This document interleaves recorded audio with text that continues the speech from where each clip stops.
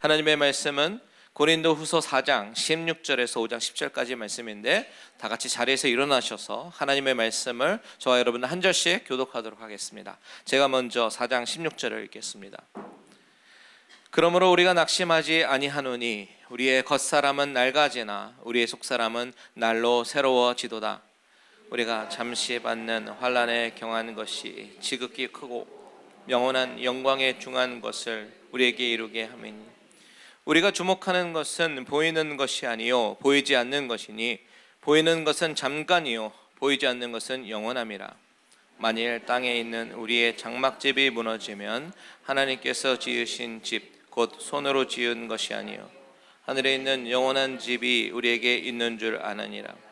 참으로 우리가 여기 있어 탄식하며 하늘로부터 오는 우리 처소로 덧입기를 간절히 사모하노라. 이 입음은 우리가 벗은 자들로 발견되지 않으려 함이라.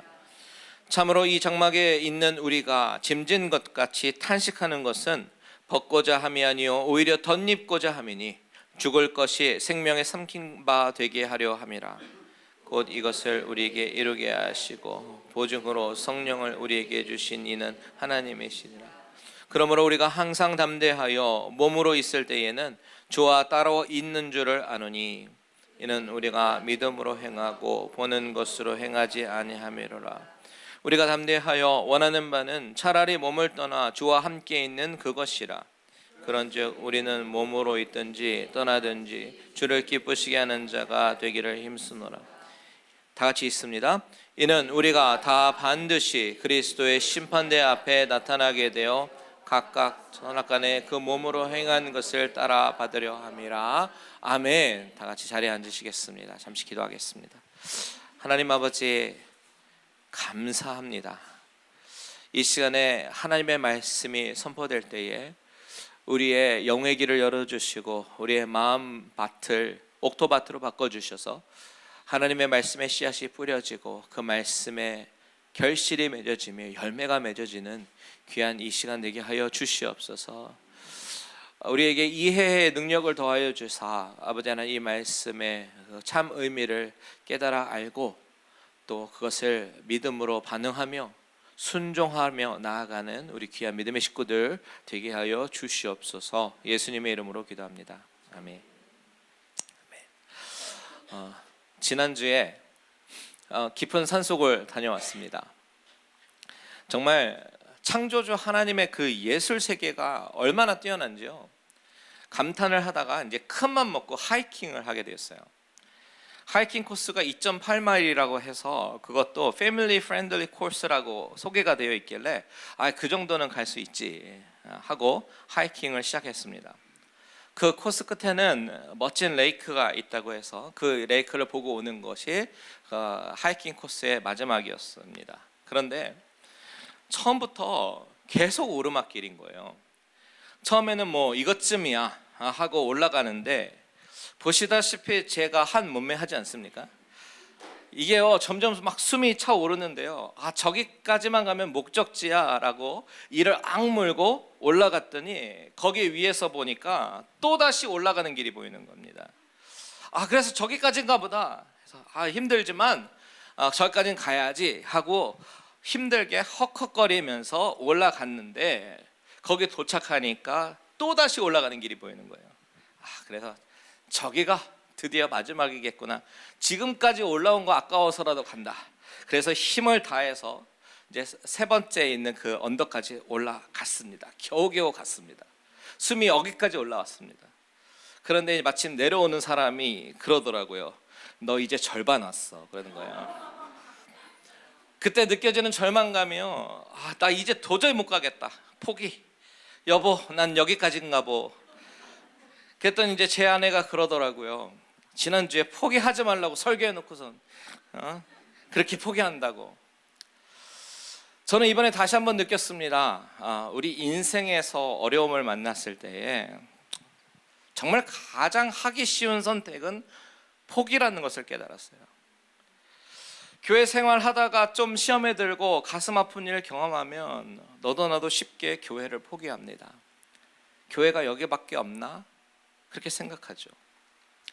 뭔가 열심히 교회를 섬기다가 힘에 부치면 나 이제 그만할랍니다, 여기까지입니다, 이렇게 너무 쉽게 생각하죠.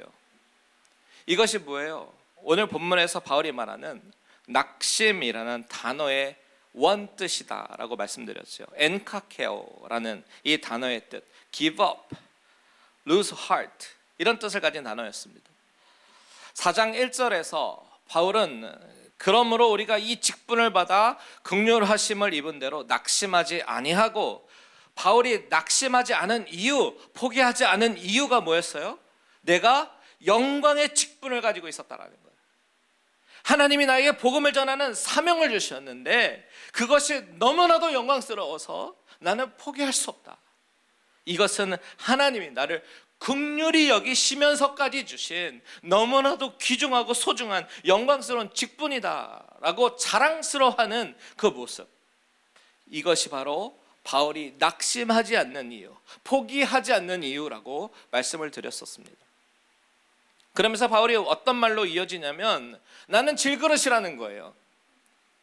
나는 깨어지기 쉽고 볼품없는 질그릇이라는 거죠. 그런데 내 안에 뭐가 있기 때문에?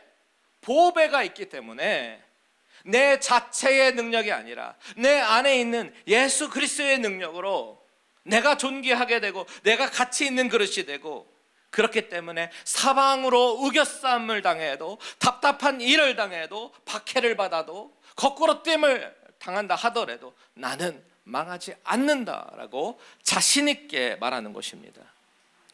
언제까지요? 14절에 말하는 것처럼 예수를 다시 살리신 이가 우리도 다시 살리실 때, 그리스도 앞에 서게 하실 때, 그때까지 우리는 내 안에 있는 능력의 예수 그리스도의 복음을 인하여 포기하지 않고 존귀하게 여겨지고 하나님께 영광을 돌리게 되는 것이다 라고 말하는 것입니다. 이것이 지난주 설교의 내용이었습니다. 그리고 오늘 본문은 오늘 본문으로 이어지면서 이렇게 이야기해요. 16절 우리 다 같이 한번 읽어보겠습니다. 16절 시작. 그러므로 우리가 낙심하지 아니하노니 우리의 겉사람은 낡아지나 우리의 속사람은 날로 새로워지도다. 여기 다시 한번 나오죠. 엔카케오, 영어로 So we do not lose heart. 그래서 우리는 마음을 잃지 않는다, 우리는 포기하지 않는다 라고 말하는 것이죠. 여기서 그러므로 라는 접속사는 앞에서 말한 질그릇 이야기, 내 안에 있는 보배, 예수님 오실 때까지 아무리 답답하여도 나는 하나님께 영광을 돌리는 질그릇이야, 그 이야기입니다. 그 결론으로 다시 한번 강조합니다. So we do not lose heart, 이렇게 말하는 것이죠. 여러분, 우리가 보통 신경 쓰는 것이 무엇이에요?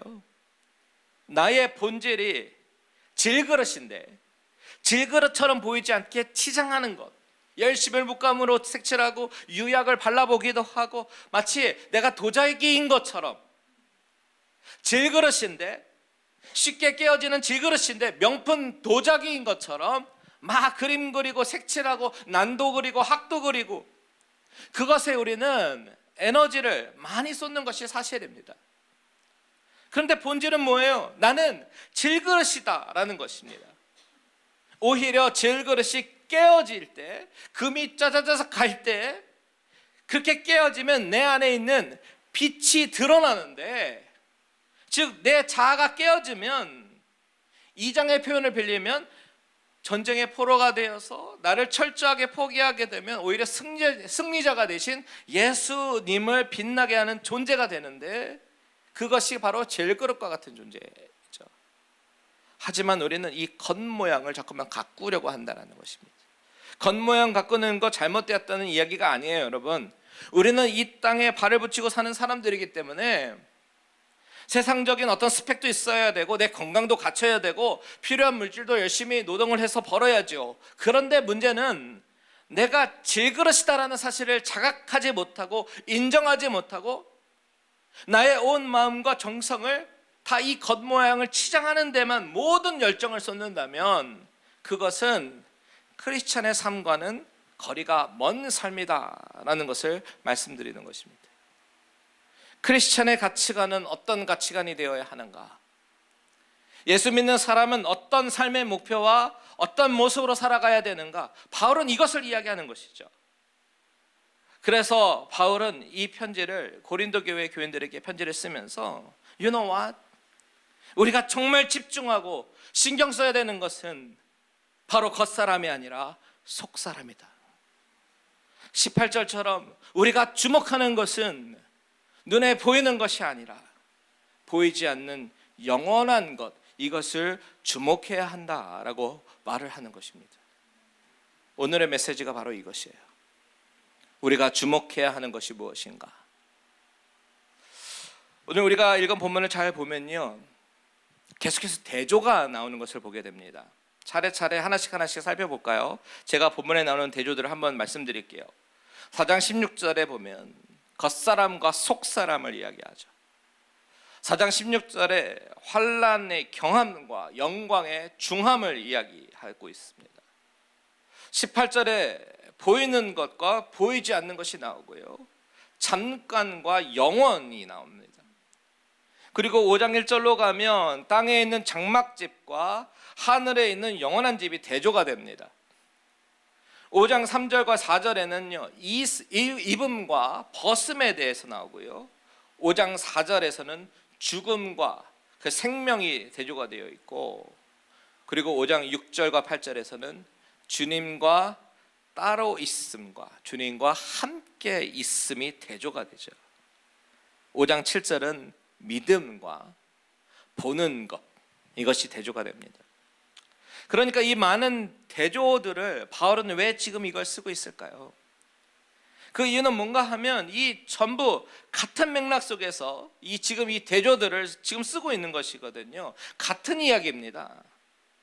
결국 크리스찬은 무엇을 중요하게 여기고 바라보며 살아야 되는가? 그런 사람들이냐 하면은 세상 사람들과 똑같이 명품 드는 것을 자랑으로 여기고 좋은 차, 좋은 집, 내 자녀의 명문대학 진학, 좋은 직장 취직, 이런 것들을 질그릇에 페인트 칠하고 줄을 긋기보다는 내 영혼이 어떻게 될 것이냐, 보이지는 않아도 나의 영적인 그런 생활의 건강함에 신경을 쓰고 내가 갈 저 본향을 기억하고 나의 물질과 나의 시간을 어떻게 하면 하나님께 드리며 살 것인가, 이것을 신경 쓰며 살아가는 사람들이 바로 믿는 자들이어야 된다라는 것을 말하고 있는 거예요. 그 중에 가장 먼저 나오는 비유는 겉사람과 속사람을 이야기하는데, 육신은 늙어질 수밖에 없고 약해질 수밖에 없고 결국은 누구나 한 번은 다 죽게 되잖아요. 그래서 많은 사람들이 각종 비타민 먹고 복독수도 맞고 운동도 하고 어떻게 하면 막 젊어질까 애를 쓰지요. 그런데 결국 한계가 있잖아요.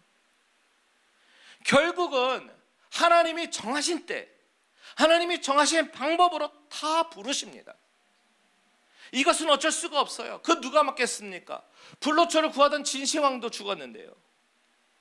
그렇다면 우리는 이 겉사람보다 더 중요하게 신경 써야 하는 것이 무엇인가? 바로 속사람이라는 거예요.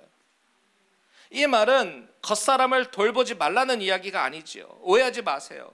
열심히 살지 말라, 그런 거 아닙니다. 이런 극단주의를 말하는 것이 아니라 지혜로움을 이야기하는 거예요.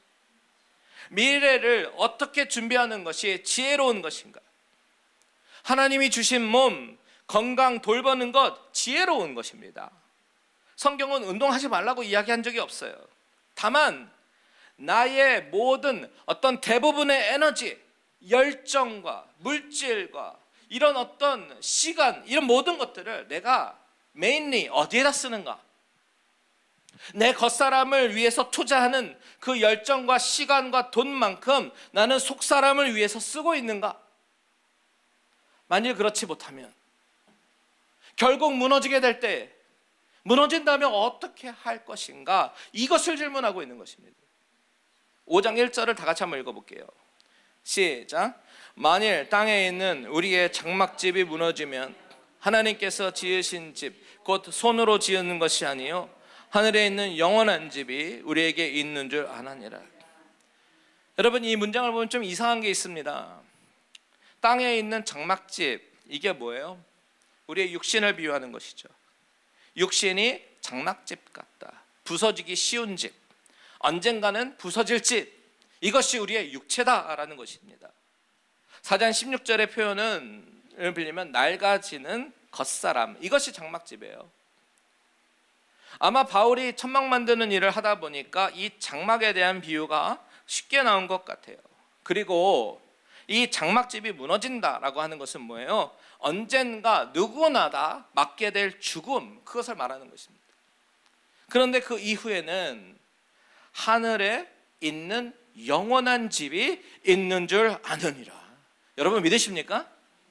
그런데 이 문장이 이상해요. 뭐가 이상하냐면 사람이 한 번 죽는 건 너무나도 당연한 것이고 그 어느 누구도 예외 없이 결국은 죽게 되잖아요. 그런데 왜 바울은 만일이라는 이 가정법을 사용했을까? 만일 땅에 있는 우리의 장막이 무너지면 왜 만일이라는 단어를 사용했을까? 그것은 아마도 바울은 늘 평생토록 소원했던 것이 바로 자신의 육신이 죽기 전에 예수님의 재림을 다시 보기를 원하는, 소원하는, 사모했던 그런 사람이었기 때문일 것입니다. 하지만 예수님이 재림하시기 전에 자신의 생명이 불려질 가능성도 있으니까 그 가능성도 열어두고 있는 것이죠. 그런데 우리는 어떻습니까? 많은 경우 우리가 살아있는 동안 예수님이 오실 수 있다라고 생각하지 않는 경우가 더 많은 것 같아요. 아니, 오히려 우리가 이 세상에서 살아갈 때에 마치 육신의 죽음을 염두에 두지 않고 영원히 살아갈 것처럼 생각하기도 합니다. 여러분, 우리는 자꾸만 이것을 잊어버려요. 재림신앙을 잊어버려요. 그것을 황당한 것이라고 생각하기도 합니다. 그래서 이 세상에서 천년 만년 살 것처럼 행동해요. 그러다 보니까 이 세상에서 어떻게 하면 잘 살 수 있을까? 물질을 열심히 모아서 미래를 준비한다라고 얘기합니다. 그런데 그 미래의 개념이 무너질, 한 번은 무너질 장막집의 미래를 준비하는 것이 문제죠. 정말 준비해야 되는 것은 영원한 집이 있는 영원한 인생의 미래를 준비해야 하는데 이 텐트가 천년만년 될 것 같거든요. 그런데 이 텐트는요, 한번 강풍 불면 그냥 날아갑니다. 우리가 주일 예배 후에 점심 먹을 때 가끔 잔디밭에 피는 캐노피도요, 바람 한번 불면요 감당이 안 됩니다. 우리 육신이 그래요. 그런데 우리는 열심히 돈을 벌어서 이 텐트를 자꾸만 꾸밉니다. 텐트에다가 비싼 냉장고도 넣고 텐트에다가 이태리 가구도 넣습니다. 마치 이런 어리석음이라는 거예요. 정말 준비해야 되는 것이 이 템포러리 천막이 아니라 영원한 집, 하늘에 있는 영원한 집이다라는 사실을 믿으시기 바랍니다. 여러분, 나의 재능, 나의 시간, 나의 열정, 나의 에너지, 나의 물질, 가장 많이 쓰는 것이 어디입니까? 바울은 자신의 영적인 아들 디모데에게 정말 자신이 평생토록 하고 싶은 말을 담아서 이제 편지를 쓰거든요. 그 편지 디모데 전후서인데 디모데 전서의 결론은 사랑하는 아들아, 믿음의 선한 싸움을 싸우라라는 거예요. 믿음의 선한 싸움, 믿음의 길은 경주와 같다라는 것입니다. 그러면서 편지를 마치면서 마지막 부탁을 이렇게 합니다. 디모데전서 6장 17, 10절에서 19절 같이 한번 읽어보겠습니다. 디모데전서 6장, 제가 읽어드릴게요. 6장 17절에서 19절. 내가 이 세대에서 부한 자들을 명하여 마음을 높이지 말고 정함이 없는 재물에 소망을 두지 말고 오직 우리에게 모든 것을 후히 주사 누리게 하시는 하나님께 두며 선을 행하고 선한 사업을 많이 하고 나누어 주기를 좋아하며 너그러운 자가 되게 하라. 이것이 장래에 자기를 위하여 좋은 터를 쌓아 참된 생명을 취하는 것이니라. 바울의 이 부탁처럼 저와 여러분들도 우리의 재능과 시간과 에너지와 물질을 영원한 것에 사용하고 준비하는 믿음의 그리스도인들이 다 되시기를 주님의 이름으로 축원드립니다. 오늘 본문에서 바울이 이야기하는 것이 바로 이런 맥락이에요. 우리의 육신은 장막과 같이 템포럴이기 때문에 보이지는 않지만 영원한 저 천국을 사모하며 살아야 한다. 그것인데 바울이 이런 말을 해요. 5장 2절에서 4절 한번 같이 보겠습니다. 시작. 참으로 우리가 여기 있어 탄식하며 하늘로부터 오는 우리 처소로 덧입기를 간절히 사모하노라. 이렇게 입으면 우리가 벗은 자들로 발견되지 않으려 함이라. 참으로 이 장막에 있는 우리가 짐진 것 같이 탄식하는 것은 벗고자 함이 아니요 오직 우리여 덧입고자 함이니 죽을 것이 생명이 삼킨 바 되게 하려 함이라. 자, 2절과 4절에 보면 탄식이라는 단어가 나오잖아요. 이 탄식은 어떤 탄식일까요? 이 단어를 원어로 보면요, 한숨 쉬면서 신음소리를 내는 거예요. 그러니까 고통 속에서 근심하면서 신음하면서 하는 그런 모양을 묘사한 단어라는 것이죠. 그런데 여기에서는요, 그런 뜻으로 쓰인 것이 아닙니다. 이 단어의 또 다른 뜻은 갈망하는 것입니다. 고통 가운데서 신음하면서 간절히 원하는 그런 마음을 나타내는 단어가 바로 오늘 본문의 탄식이라고 번역한 단어의 뜻이라는 것입니다. 2절을 보시면 참으로 우리가 여기 있어 탄식하며 라고 얘기하잖아요. 여기 있어, 여기서는 in this tent라고 얘기합니다. 영어로 이 temporary 장막에서 하늘의 처소, 하늘의 집으로 옷을 입기를 갈망하며 탄식한다라는 뜻이죠. 이것을 4절에서 좀 더 구체적으로 설명하는 것인데, 우리가 아직 이 텐트에 있는 동안 짐을 지고 탄식하는 것이 뭐냐면 옷을 벗는 것, 즉 죽음을 원하는 것이 아니라 오히려 덧입고자 한다. 살아있는 동안 주님께서 재림하셔서 새로운 천국의 삶으로 인도하시기를 간절히 탄식하며 갈망한다라는 뜻이에요. 이처럼 바울은요, 늘 자신이 살아있는 동안 주님의 재림을 갈망했습니다. 새로운 옷 입기를 갈망했어요. 왜 그럴까요? 주님과 빨리 함께 있고 싶으니까. 8절 보십시오. 8절 시작. 우리가 담대하여 원하는 바는 차라리 몸을 떠나 주와 함께 있는 그것이라. 우리가 원하는 것은 주와 함께 있는 그것이다. 바울이 원하는 것은 빨리 사랑하는 구주와 함께 있는 것, 그것을 원하며 살아갔던 것입니다. 바울이 가지고 있었던 탄식은 고난과 죽음 때문에 아이고 탄식하는 것이 아니라, 그에 대한 탄식은 하나님께서 신자들에게 약속하신 그 장래의 은혜에 대한 확신과 그에 대한 기대감과 갈망 때문에 일어나는 그런 탄식인 것이죠. 부활의 소망 때문에 가지는 탄식입니다. 믿는 자에게 있어서요, 부활의 날은 새로운 옷을 입는 날입니다. 영화로운 날이죠. Glorification. 육체가 새로운 몸으로 부활하는 그 새 옷을 입는 날입니다. 그 날을 기다리고 있다는 거예요. 여러분, 우리에게 이 부활신앙과 재림신앙은 너무나도 중요합니다. 우리가 언제까지 이 땅에서 발붙이고 살겠습니까? 언젠가는 죽어요. 죽는 모양은 다 다르지만 언젠가는 하나님이 부르십니다. 이것은 인정하고 싶지 않아도 사실이에요. 이런 이야기하면 불편해하시는 분들이 계시죠. 그런데 사실인 걸 어떡합니까? 그렇다면 우리는 이것에 대해서 어떻게 대해야 되는가? 하나님을 모르는 사람들, 믿음이 없는 자, 천국의 소망이 없는 자들은요, 이 세상에 미련이 있으니까 죽음을 피하고 싶어하고 두려워합니다. 그런데 인간이 정말로 두려워해야 되는 것은 죽음이 아니에요. 죽음 이후에 있을 그 시간에 주님 앞에 심판자로 서 계실 주님 앞에 서게 될 것을 두려워해야 되는 것입니다. 지금 바울이 계속해서 말하는 요지가 뭐예요? 우리 육신, 살고 죽는 거, 그게 다인 것처럼, 인생의 전부인 것처럼 살지 말라는 거예요. 우리의 육신은 템포럴이고 언젠가 다 주님 앞에 서게 되는데 그때를 준비하라. 9절과 10절 같이 한번 읽겠습니다. 시작. 그런즉 우리는 몸으로 있든지 떠나든지 주를 기쁘시게 하는 자가 되기를 힘쓰노라.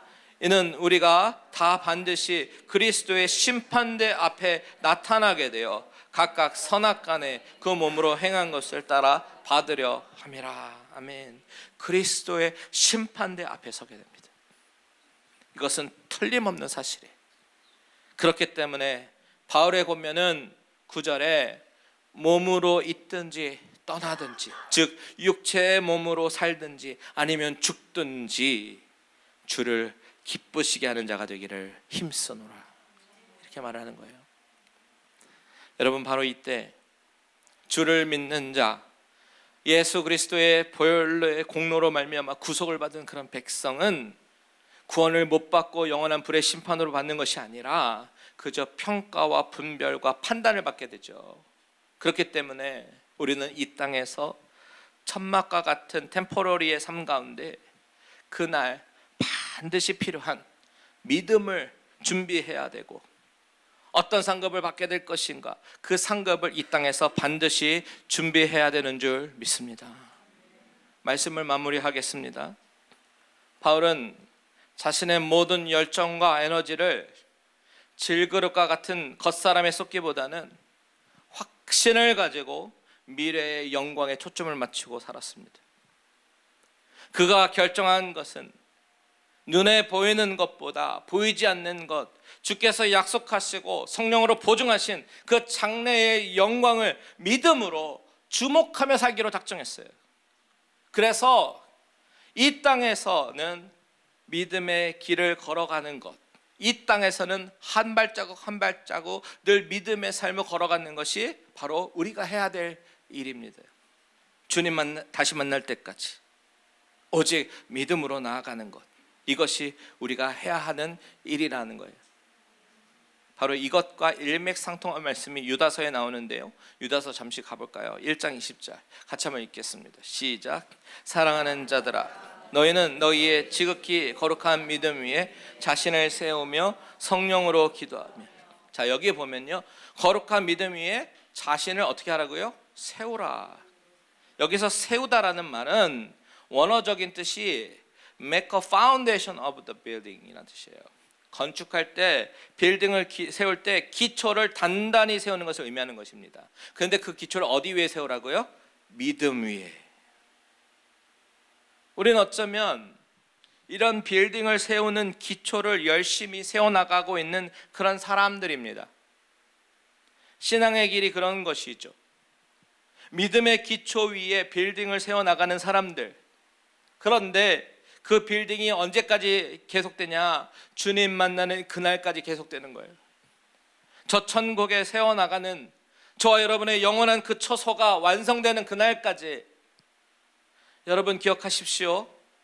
믿음은 우리를 위해서 일하신 하나님을 신뢰하는 거지, 하나님 앞에서 우리가 얼마나 신실한지를 보여드리는 것이 아니에요. 하나님, 내가 이렇게 신실한 사람입니다. 하나님, 내가 이렇게 괜찮은 사람입니다. 이걸 보여주는 것이 아니고, 이렇게 질그릇처럼 부족하고 깨어지기 쉽고 아둔하고 한치 앞을 보지도 못하는 그런 어리석음이 있어도 그럼에도 불구하고 포기하지 않으시고 우리 안에서 그 일을 이루시는 그 하나님을 신뢰하는 것이 믿음인 줄 믿습니다. 그리고 그 하나님이 지으실 완성된 집을 기대하고 탄식이 나올 만큼 기대하고 고대하고 탄식이 나올 만큼 바라보고 사는 것. 그래서 겉사람은 낡아지고 죽음에 대한 근심은 있지만 그 모든 근심을 여러분의 믿음이 삼키게 하는 것이에요. 그런 설레임이 있기를 축복합니다. 저와 여러분은 지금 공사 현장에 있어요. 믿음의 기초를 세워나가는 공사 현장에. 그 길이 때로는 아파도 낙심이 되어도 결국 맞이하게 될 영원한 영광이 더 크고 놀랍다라는 그 사실을 기억하면서 오늘도 믿음의 반석 위에 건물을 지어 나가는 그 현장 가운데 거하는 저와 여러분들 되시기를 주님의 이름으로 축원드립니다. 아멘. 우리 545장 찬양하고 기도하겠습니다.